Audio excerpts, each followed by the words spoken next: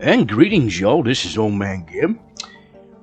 Just bringing an update to y'all. The EgoSoft has got X4 Foundation's public beta version 5.10 beta 1 available on Steam. Now, if you go to the X4 Foundation's Steam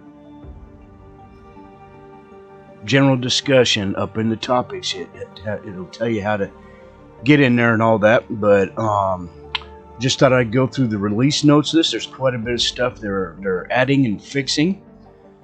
It says also to note, this beta version is available for Windows and Linux, in Windows for Steam and GOG Galaxy, and on Linux, Steam only. So if you got your Linux from anywhere else than Steam, this beta version is not going to work for it. Also, it says, note, Ventures are disabled for this beta version. All ships currently on Ventures will return immediately in preparation for the new Multiverse Team Session feature, which will appear in a later version. Okay, now that's the multiplayer type stuff that they're working on for X4. Okay, so now let's get into the nit and gritty. Now, there's a lot of stuff here, and so we'll go through it as quickly, but also as completely as I can. Okay, here we go. Added option to choose which ship to transfer to Mr. Dagobus Lahabuius Eurlius III in mission Scrapyard Salvage of the Avarice story. So that's that Talati you rescue, and then you go and get that freighter from the scrapyard. Well, when you come back with it, you now have an option which ship to give him, the ship you were filing before or that trader. So you don't actually have to give up that trader. You can give him an older ship that you're flying if it's a little piece of junk, whatever. Okay. Added Protectian shield generator to logistical station overview. Added station type icons to station HUD elements. That'll be cool. So when you excuse me, when you scroll over a station in the system with your cursor and you hit a station, it'll give you like a wrench for a one station. It'll show you the word wharf, shipyard, and all that, so it'll be easier to identify what's what. Added automatic mouse over tooltips for truncated texts. Added target elements for vaults and landmarks. Added where reservation information to station cargo display. Added option to use Control Shift together as a modifier for keyboard input. Okay, that'll make some things a lot easier. Removed asteroids from the next target list. Oh, thank goodness. I don't know if you know, but page up and page down goes to your next targets. Well, if you were doing that, trying to get to your next target, you're hitting asteroids all over the place, and it was a pain in the neck. I actually just stopped using it. Improved player ship starting.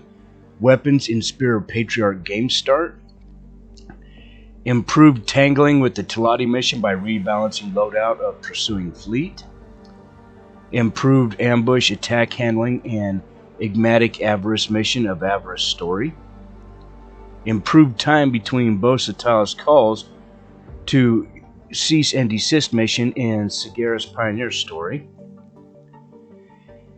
Improved ambush attack handling in enigmatic Avarice mission of Avarice story. I already read that, I'm sorry. Improved ending of Avarice story to avoid reputation loss and prolonged engagement with Vigor Syndicate. Improved balancing of Protection availability on Tidebreak. Improved visibility of long-range scan ping for Earl King vaults.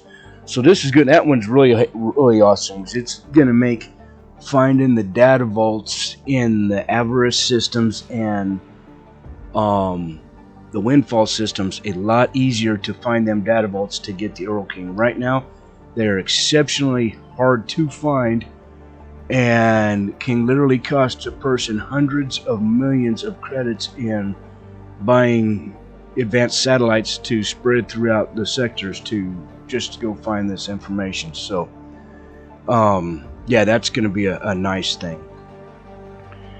Improved aiming of weapons against certain targets such as cause stations, mass traffic, new ships, and other structures. Improved application of construction plans to stations to reduce cases of modules being recycled and then reconstructed unnecessarily. That'll be nice. So, like, if you decide to change your station around, it's not gonna. It'll unless it absolutely has to break it down, then rebuild it. It's not gonna do it. So that'll be handy.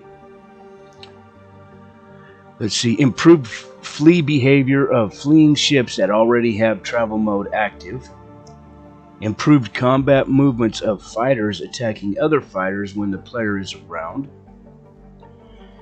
Improved input information shown in interaction and external view messages. And improved layout of ship notifications menu. Okay. Now we're gonna get into the fixes. Alright, fixed casino welfare mission, sometimes having no objectives. Fixed casino welfare module, research not unlocking in certain cases. Fixed going clean mission for Hutikva, sometimes getting stuck. Fixed players sometimes not being able to dock spacesuit at Astrid during answers in a faraway system mission of Avarice story. Fixed involuntarily being teleported out of a spacesuit during answers in a faraway system mission of Avarice story. Fixed unique Astrid equipment sometimes being missing after successfully capturing it. That's a really cool one. Because, like, the first time I captured the Avarice, it had equipment that was missing. So that's going to be nice. Fixed rare freezes during track ship mission. Fixed missing engine and shield generator on story Katana. Fixed Dukes, Buccaneers, and Pyramid factions not being at war after specific diplomatic choice during Pyramid story. Fixed selling Protection for high price not triggering. The freest of markets achievement in Avarice story. Fixed Bosa Ta repeating himself in certain cases during Brantley's North Rivers competition mission of the Avarice story.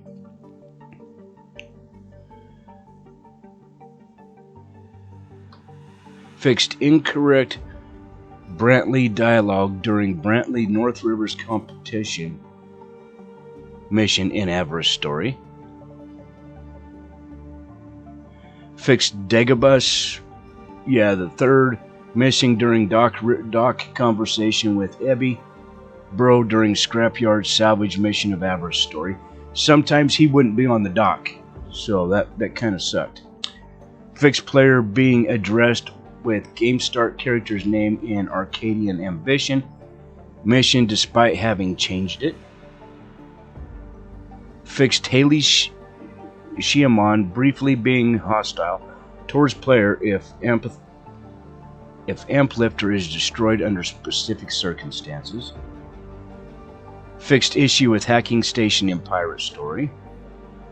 Fixed transfer of credits for mission trades not working. Okay, that'll be friggin' really nice. They fixed the Vigor Syndicate and Riptide Riker's defense stations not having correct crews. Fixed not being able to reliably use anomalies with large ships. Fixed workforce resources not being brought on stations without production or build modules even though fill whole habitat is set. Fixed some instances where ships that are otherwise able to trade are unable to do looped trades. Fixed hacking of turrets not being taken into account in damage calculations when player is not present. Fixed incorrect weapons damage calculation if same weapon appeared in active primary and secondary weapons groups. Fixed ships sometimes fleeing towards their attacker even though not fleeing towards highway gate or station. Fixed police ships and station customs finding illegal wares in cargo holds of ship equipped with the Mirage mod. That was a pain in the neck because you could have that mod equipped and they were still locating your stuff, which was bogus.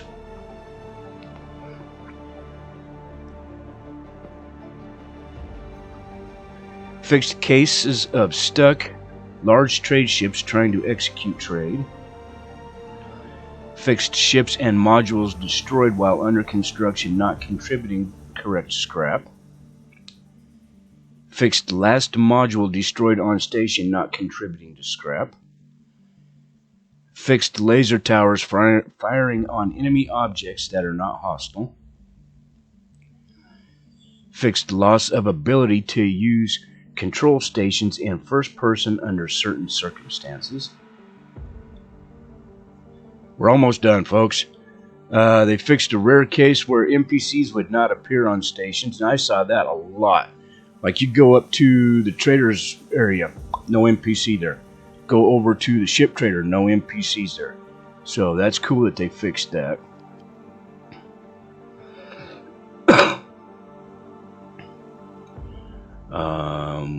Where was I?